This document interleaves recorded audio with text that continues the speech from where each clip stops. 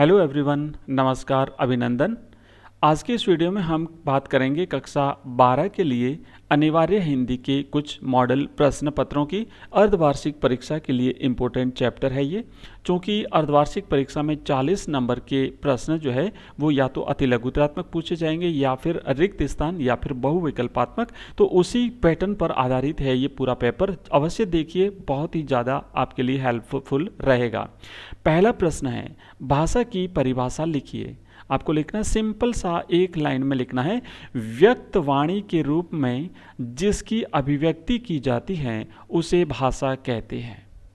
Number 2 है, भाषा के शुद्ध और सार्थक स्वरूप का निर्धारण कौन करता है। उत्तर लिखना है कि भाषा के शुद्ध और सार्थक स्वरूप का निर्धारण व्याकरण करता है। एक एक लाइन के प्रश्न है, अगर आपने एक शब्द भी याद रख लिया तो आपका आंसर राइट हो जाएगा, 1 नंबर आपको पूरा का पूरा मिल जाएगा। तीसरा प्रश्न है, लक्षणा और व्यंजना शब्द शक्ति के अंतर को स्पष्ट कीजिए।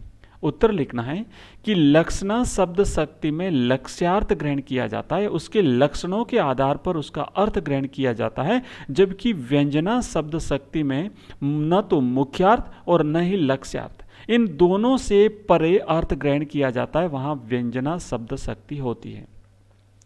चौथा प्रश्न, अलंकार कितने प्रकार के होते हैं। इसका जवाब है, अलंकार मुख्यतः 2 प्रकार के होते हैं, एक है शब्दालंकार और दूसरा है अर्थालंकार। तीसरा नेक्स्ट 5वां प्रश्न, ध्वनि किसे कहते हैं। हमारे मुंह से निकलने वाली प्रत्येक स्वतंत्र आवाज ध्वनि कहलाती है। छठा प्रश्न है, राम ने मोहन से कहा, तुम्हारे चेहरे से सठता झलक रही है। मोहन ने तत्काल उत्तर दिया, ओ तो मेरा चेहरा दर्पण है।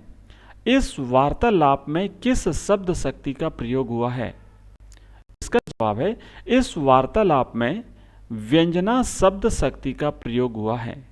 इस कथन में व्यंग्यार्थ है कि उसे सठ बताने वाला ही सठ है, तो इसलिए यहां पर व्यंजना शब्द शक्ति का प्रयोग हुआ है। नेक्स्ट 7वां प्रश्न, यमक अलंकार का उदाहरण दीजिए। तो यमक अलंकार का जैसा प्रश्न में पूछा जाता है आपको वही करना है। जब केवल उदाहरण पूछा है तो परिभाषा देने की आवश्यकता नहीं है, ध्यान रहेगा।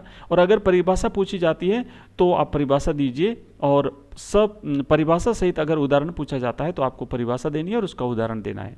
यहां पर लिखना है, काली घटा का घमंड घटा, नभ मंडल तारिक वृंद खिले।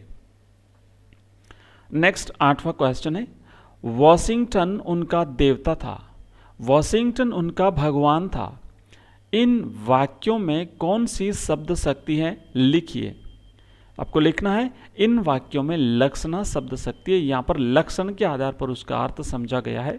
वॉशिंगटन उनका देवता था, मतलब यह था कि वॉशिंगटन में रहने वाले बड़े नेता उनके देवता स्वरूप थे। 9वां प्रश्न, अलंकार की परिभाषा लिखिए। बिल्कुल सिंपल सी एक लाइन में है कि काव्य की शोभा बढ़ाने वाले शब्दों को अलंकार कहते हैं। पूरे में से पूरे नंबर मिलेंगे इस तरीके से अगर परीक्षा में लेके आए तो। और अगर आपको इस वीडियो की पीडीएफ चाहिए तो इसी वीडियो के डिस्क्रिप्शन में आपको लिंक मिलेगा, वहां आप क्लिक करके इसकी पीडीएफ प्राप्त कर सकते हैं। नेक्स्ट, भय जब स्वभावगत हो जाता है तब कायरता या भीरुता कहलाता है। इस वाक्य में किस शब्द शक्ति का प्रयोग हुआ है। उत्तर है, इस वाक्य में अभिधा शब्द शक्ति का प्रयोग हुआ है। 11वां प्रश्न है, अनुप्रास अलंकार का लक्षण बताइए।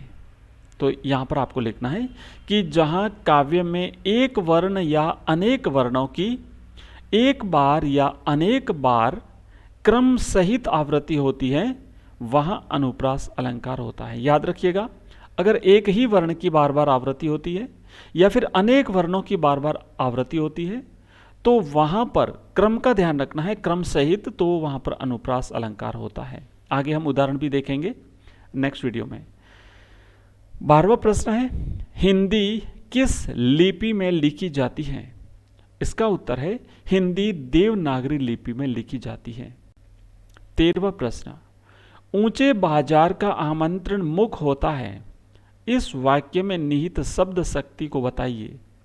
तो इस वाक्य में लक्षणा शब्द शक्ति निहित है।